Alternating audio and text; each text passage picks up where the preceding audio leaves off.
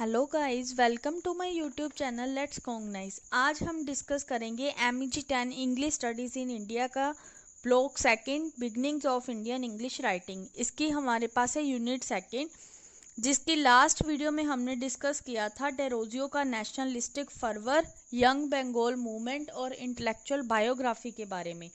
और आज हम इसके टॉपिक डिस्कस करेंगे। इस वीडियो में हम दो टॉपिक्स को डिस्कस करेंगे। एक तो है लिटरेरी आउटपुट है डेरोजियो की, और लास्ट टॉपिक है हमारे पास इसका literary legacy of Henry Derozio. So ज़्यादा टाइम ना वेस्ट करते हुए हम वीडियो को स्टार्ट करते हैं। Derozio himself was an extremely well read person. Derozio क्या है? एक अच्छा पढ़ा लिखा व्यक्ति था। Having read a vast array of literary and extra literary texts from the Greek and Roman classic to modern texts such as The Right of the Man by Thomas Paine and the work of the Romantic and the Victorian poet। क्या था? उन्होंने काफ़ी कुछ पढ़ा हुआ था, जैसे literary और लिटरेरी टेक्स्ट को ग्रीक और रोमन में भी पढ़ा हुआ था, रोमन क्लासिक में भी, और उस टेक्स्ट को मॉडर्न टेक्स्ट में चेंज किया। वो किसके द्वारा इंस्पायर्ड हुए थे? थॉमस पेन के द्वारा। उनका वो एक वर्क था the rights of the man, किसके द्वारा लिखा गया था? थॉमस पेन द्वारा। और उसका जो वर्क था वो क्या था? रोमांटिक था, और वह क्या था? एक विक्टोरियन पोएट था। His reading filter down to his writing that were by no means of prolific. उसकी जो रीडिंग्स थी, उसकी रीडिंग्स ने उसकी राइटिंग को काफ़ी फिल्टर कर दिया था, पर उसका कोई भी प्रोलिफिक मीन नहीं था, मतलब वो विपुल नहीं थे। Given his all too brief span of life, apart from his array of journalistic writing before and after his stint at Hindu college, during which he contributed extensively to the India gazette, the Calcutta literary gazette, the Indian magazine, the Calcutta magazine, the Bengal journal, the inquirer and the Hesperus, Derozio wrote poetry and it is the poem which are the foundation of his literary reputation। इसमें क्या है? Journalistic होने के साथ साथ क्या है, Hindu college की लाइफ को उनको, मतलब हिंदू कॉलेज की लाइफ के बारे में भी उन्होंने राइटिंग की है, और इसके बीच ही उन्होंने क्या है, अपना पूरा कंट्रीब्यूशन दिया था इंडिया गैजेट में, कलकत्ता लिटरेरी गैजेट में, और इंडियन मैगजीन में, कलकत्ता मैगजीन में, और बंगाल जर्नल में। उसके बाद क्या है, डेरोजियो ने काफ़ी पोइट्री लिखी। And it is the poem which are the foundation of his literary reputation. उन्होंने काफ़ी पोइट्री लिखी, काफ़ी पोएम्स लिखी। डेरोजियो ने क्या है, अपनी पोइट्री को 2 वॉल्यूम में पब्लिश किया। पोएम 1827 में लिखी गई थी, the fakir of Jungheera, a metrical tale and the other poems 1828 में। The shorter poems are written under the shadow of the romantic and Victorian poet of England in subject, imaginary and diction। क्या है? जो shorter poem थी Derozio की, उन्होंने किनके under लिखी थी? रोमांटिक और विक्टोरियन पोएट थे जो इंग्लैंड के, उनके अंडर लिखी थी। इमेजनरी और डिक्शन थे एक तरह के, उनकी पोएम में इमेजनरी और डिक्शन को शो किया गया था। These poem include, in poems में क्या है, एक सोनेट है। सोनेट कौन सा है? To the moon, the golden vase. एक है sonnet death my best friend, which reveals him as an individual not daunted by death और बाय फेट। उन्होंने क्या कहा है कि इंडिविजुअल है, जो एक बंदा है, उसे डेथ और फेट से डॉन्टेड नहीं किया जाता। सो यहाँ कुछ लाइंस लिखी गई हैं death my best friend sonnet में से, हम रीड करते हैं। I vainly call on thee for fate for more, her bolts hurls down as she has ever hurled, and in my war with her I have felt and feel, grief path cut to my heart by misery steel, but man's eternal energy can make an atmosphere around him and so take good out of evil like the yellow bee that suck from flower malignant and a sweet treasure। O tyrant fate, thus shall I vanquish thee, for out of suffering shall I gather pleasure। ये lines है जो sonnet में से ली गई है, death my best friend में से। आई hope आपको यहाँ तक अच्छे से समझ आ गया। नाउ हम डिस्कस करते हैं second paragraph. Instead of being a direct statement, this quote bring out the problematic nature of the situation chosen for representation. Direct statement की बजाय उन्होंने क्या है, मतलब प्रॉब्लमैटिक नेचर को दिखाने के लिए क्या है, एक सिचुएशन को चूज किया है। The conflict is romantic in the sense मतलब जो झगड़ा है, मतलब इसकी पोयम में जो झगड़ा दिखाया है वो रोमांटिक बेस पर दिखाया है। That suffering and pleasure are imagine, मतलब जो सफरिंग है, दुख है, प्लेजर है, खुशी है, दोनों क्या है, एक अलग अलग पार्ट है एक यूनिफाइड इमोशन के, मतलब एक ही पोयम में दोनों पार्ट्स को दिखाया गया है। डेरोजियो स्टूड फॉर, जो डेरोजियो है वो क्या है, फ्रीडम और लिबर्टी के लिए खड़े हुए हैं। Born during the era of colonial Raj, और उनका जन्म कब हुआ था, कॉलोनियल राज का जब टाइम था। He loved independence and his love for independence is one characteristic of him and his work as is evident from his ode to independence। उनका जो लव था, उनका प्यार था इंडिपेंडेंस के लिए, और उसकी यही विशेषता थी कि उसका इंडिपेंडेंस के लिए ही प्यार था, और यह सबूत है उनका ओड टू इंडिपेंडेंस में। इसकी लाइन दी गई है ओड टू इंडिपेंडेंस की। Look on that lamp which seemed to guide, like a speed o'er the stream, casting upon the darkened tide its own mysterious beam. My heart and shall that little limp, my glorious image be, shall be night to mark the stream, so damp be lit and cheated by thee। Next line में उन्होंने क्या है, इसी lines के बारे में ही describe किया है। It is interesting to see in this line that क्या है, डार्कर टाइड के बारे में बताया गया है। यह क्या है, एक चैलेंज है, मतलब एक डर वाले ऑब्जेक्ट से ज़्यादा यह क्या है, एक चैलेंज है। यहाँ पर जो स्ट्रेस है सबसे ज़्यादा किस पर दिया गया है, लिट एंड चीड पर। लिट होता है ज्योतिर्मय, मतलब कुछ चमक वाली चीज़, जैसे उजाला। चीड होता है खुशी। देन मतलब उजाले और खुशी पर ही ध्यान दिया गया है। देन ऑन मर्क और डैम्प। मर्क होता है अंधेरा, अंधकार, डैम्प होता है नम।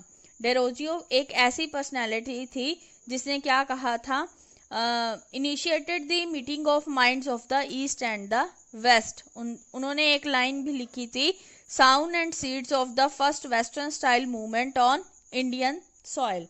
आई होप आपको यहाँ तक अच्छे से समझ आ गया। नाउ हम डिस्कस करते हैं नेक्स्ट पैराग्राफ है the long poem the fakir of Jungheera. उसकी एक लंबी पोएम थी जिसका नाम था the fakir of Jungheera.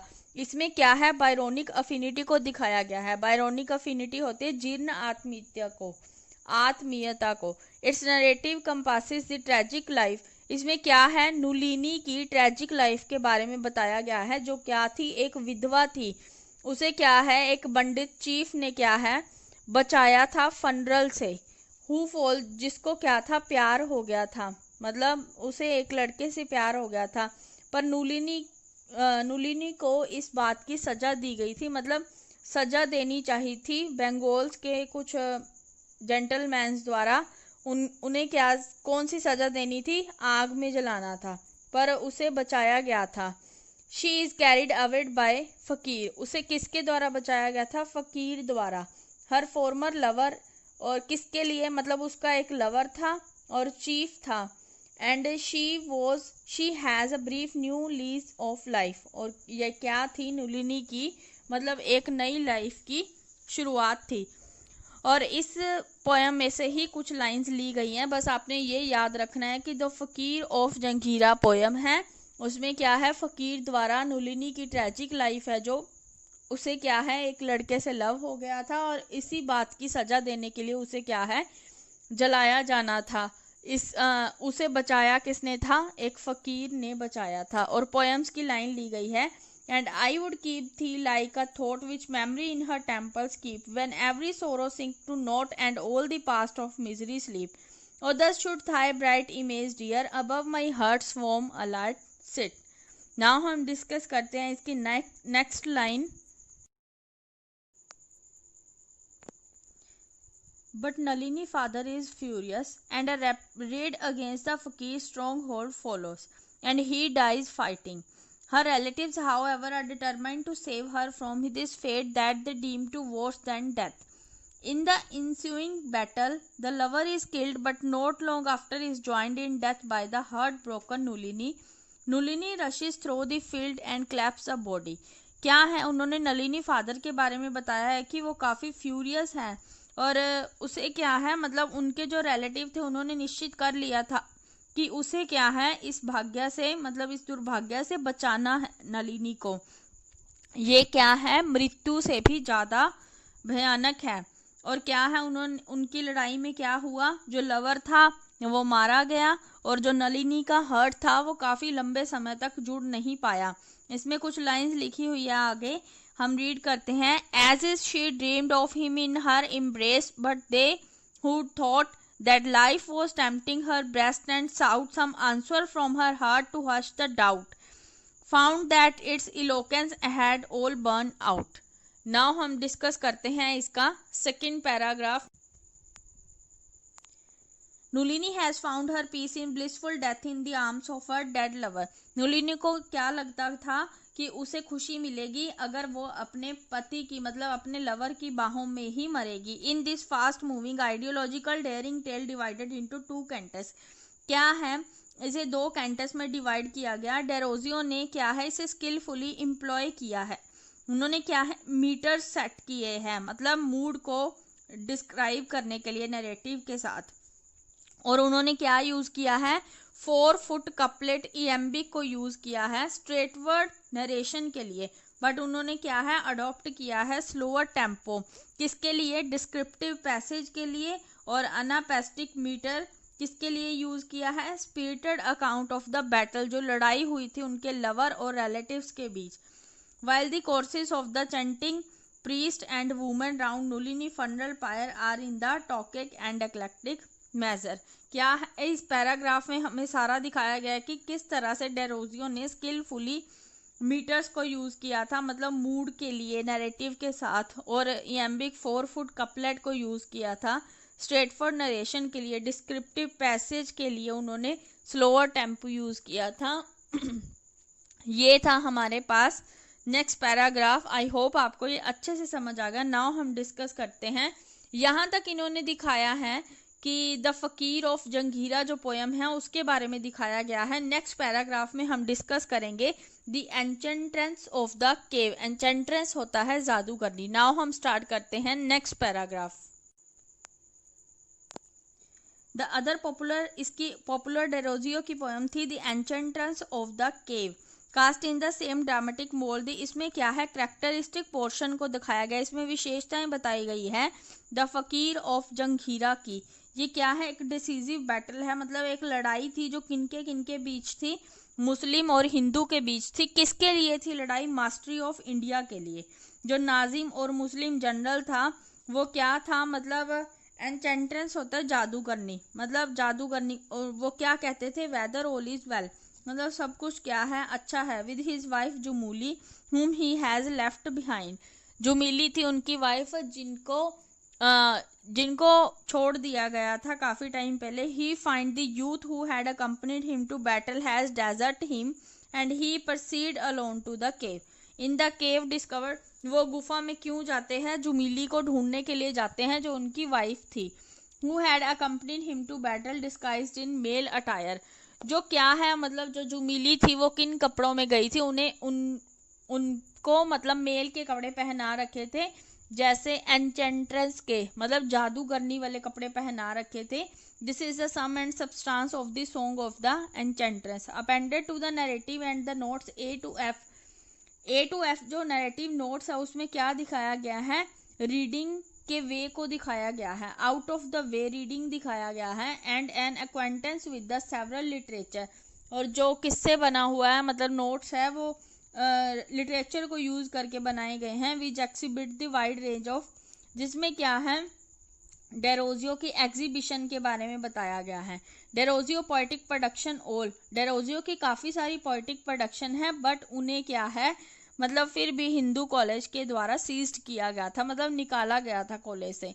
For the reminder of his life, उसकी जो लाइफ बची थी उन्होंने क्या किया, ईस्ट इंडियन को काफ़ी मतलब एडिट किया और मैनेज किया ईस्ट इंडियंस को। फर्स्ट न्यूज़पेपर था जिसे उन्होंने पहचाना और उन्हें वो क्या था, यूरेशियन, इंडिया में यूरेशियन का ऑर्गन लगता था एक तरह से, मतलब जो पूरी तरह से मतलब इंडिया से प्रमाणित था ऐसे कह सकते हैं। which advocated their claims as well as the claims what was considered to be liberal issue in society. The highest tribute क्या है, काफ़ी ट्रिब्यूट दिया गया इस न्यूज़पेपर को। किसके द्वारा दिया गया था? जॉन ग्रांट द्वारा, जो क्या था? वेटेरन जर्नलिस्ट था।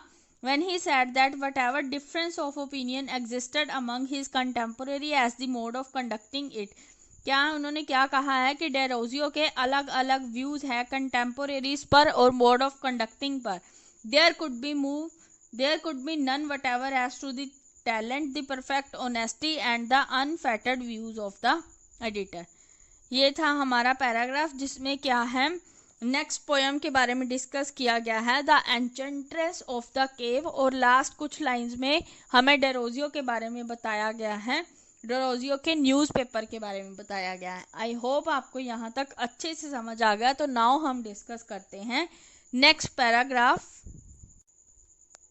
अ noteworthy trait of Derozio writing in its nationalistic fervour. मतलब डेरोजियो को क्या था, पूरा जोश था नेशनलिस्टिक के बारे में राइटिंग करने का। उनको जर्नलिज्म में ही नहीं बट उनका इंटरेस्ट काफ़ी था पोइट्री में। उनकी पोएम है to India my native land, the harp of India and the to the pupils of Hindu college. ये क्या है, काफ़ी एक्सीलेंट एग्जाम्पल्स है, जिसमें क्या है वो मतलब उसका काफ़ी इंटरेस्ट दिखाया गया है नेशनलिस्टिक फर्वर के बारे में, मतलब नेशनलिस्टिक जोश के बारे में। वह क्या है, एक इंग्लिश पोइट है हुज इंडियननेस सुपरस्टेट्स हिज इंग्लिशनेस, जो क्या है मतलब उसकी इंडियननेस को दर्शाता है और इंग्लिशनेस को दर्शाता है। नेक्स्ट कुछ पोएम्स की लाइन ली गई है, द हार्प ऑफ इंडिया। हम रीड कर लेते हैं। अगर आपको डिटेल में जानना है तो इस पर भी मैंने पहले वीडियो अपलोड की है, आप वो वीडियो देख सकते हैं। The hangest thou lonely on you withered bow, unstrung for ever must thou there remain. Thy music once was sweet, who hear it now? Why doth the breeze sigh over thee in vain? Silence hath bound thee her fatal chain. Neglected, mute, and desolate art thou, like ruined monuments on desert plain. O many a hand more worthy for than mine, once thy harmonious chords to sweetness gave, and many a wreath for them did the fame entwine of flowers still blooming on the minstrel grave. Thus hands are cold, but if thy notes divine may be by mortal wakened once again, harp of my country let me strike and strain. ये थी harp of India की lines. Now हम discuss करते हैं next lines में किन के बारे में बताया गया है। His poetry introduce images and ideas emanating out of his sense of national belonging. क्या है, नेशनल से बिलोंग करते हैं, जैसे हाईएस्ट हिमालय पोइट्री है, गंगाज रोल क्या है, इंडियन गर्ल का सॉन्ग है, चंद्र बीम्स क्या है, क्लाइपस है, स्वीट सितार क्या है, सॉन्ग है हिंदुस्तानी मिंस्ट्रल का। Making him the first Indian English poet to do so. क्या है, उन्हें क्या है, एक फर्स्ट इंग्लिश इंडियन पोएट बनाया गया था। And illustration from the song of Hindustani minstrel, जो हिंदुस्तानी मिंस्ट्रल था उस सॉन्ग की लाइंस ली गई हैं।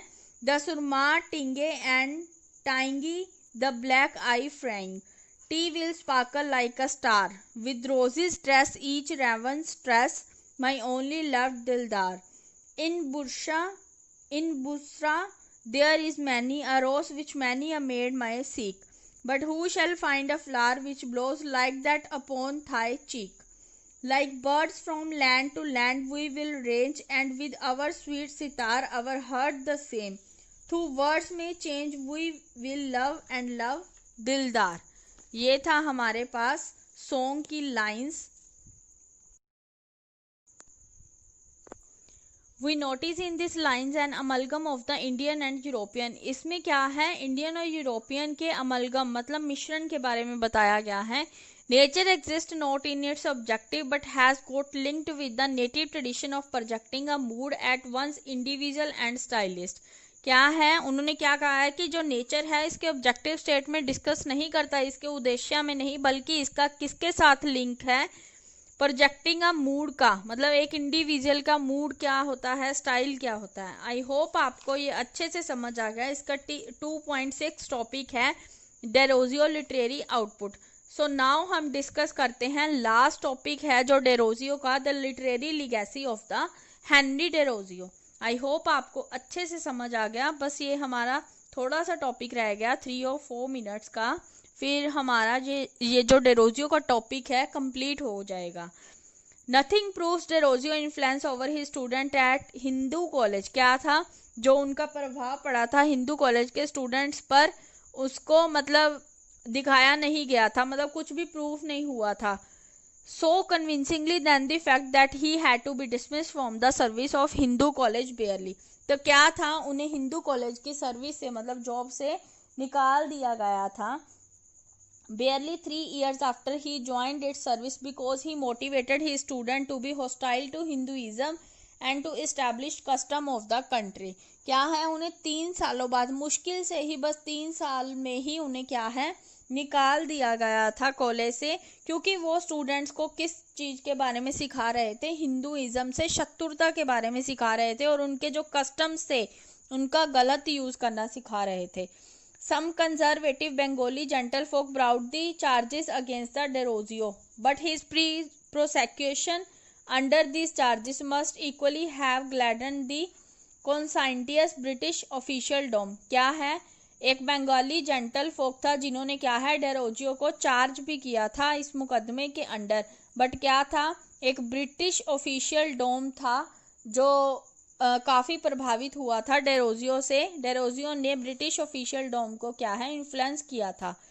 For Derozio preached a secular nationalism and preach it so passionately that he won innumerable convert to his causes. Derozio ने क्या है, मतलब डेरोजियो की भावना बताई गई है नेशनलिज्म के प्रति, और मतलब जो भी है वो काफ़ी इनोसेंट थे। हिज कन्वर्ट्स इंक्लूडिंग, उसके साथ जो यंग मैन थे वो कौन कौन थे, कृष्ण मोहन बैनर्जी थे, महेश चंद्र घोष थे, राम गोपाल घोष थे, गोविंद चंद्र बाइसैक थे, अमृता लाल मित्रा थी एंड दुकिना अर्जुन मुखर्जी थे। Many of them took to intellectual trade pursuits and produce literary writing.